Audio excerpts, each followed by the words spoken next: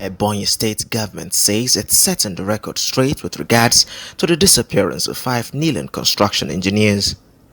The engineers on November 3rd were on a supervisory visit to the $150 million Abakaliki Ring Road project funded by the African Development Bank.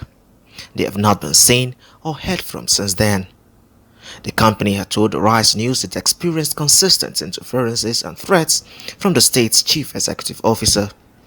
NELAN Consulting believes the disappearance of its 5 engineers is connected to the differences its lead consultant NELAN Consulting had with the governor. However, the state government says these are deliberately sensational and malicious claims to attack the integrity of the state governor. The government also speaks on issues relating to the ownership of the project. Contrary to the insinuations contained in the interview granted with Arise Television by Engineer Benjamin Nzagu, that is his full name, on the status of the Ring Road project vis-a-vis NELAN Consulting firm.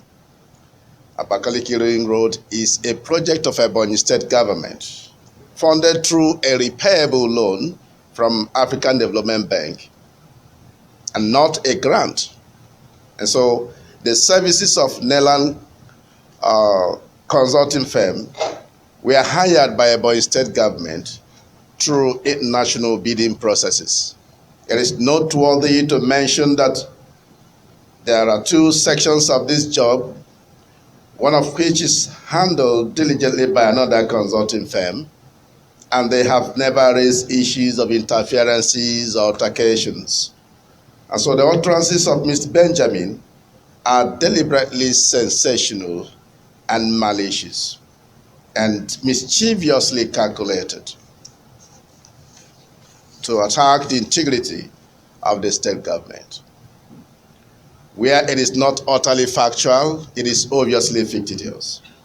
Ebonyi State Government as an employer does not need extraneous assistance to determine the contract when it is not performing. And our government cannot be blackmailed to give up its monitoring powers.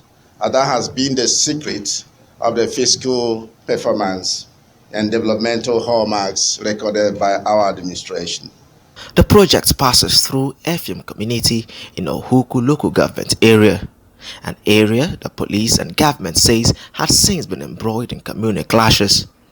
The state police commanders of the view that the engineers, having knowledge of how volatile the area is, never sought clearance before carrying out their exercise. Mr. Oji explains further. Let it further be noted that the Ebonyi State Government, presided over by our dear Governor, His Excellency Engineer Chief David Nwezomahi, had diligently met with all the contractors, the consultants, and stakeholders from the project locations, especially the flashpoints, where it was agreed that before any contractor moves to project site, that the community leaders, traditional rulers, town union presidents, together with the government officials from such area, must swear affidavit, committing to the protection of the contractors and consultants.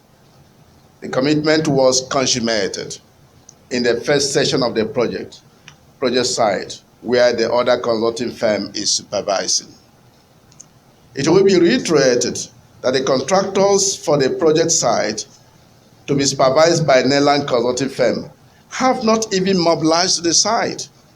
The contractors merely got their award letters, and this buttresses the fact that the allegation that the NELAN team was coming in and going out of the project site and there was no crisis is a figment of the imagination of Mr. Benjamin, more so as the period he was referring to was before the Effium communal crisis, which started on January 22nd, 2021.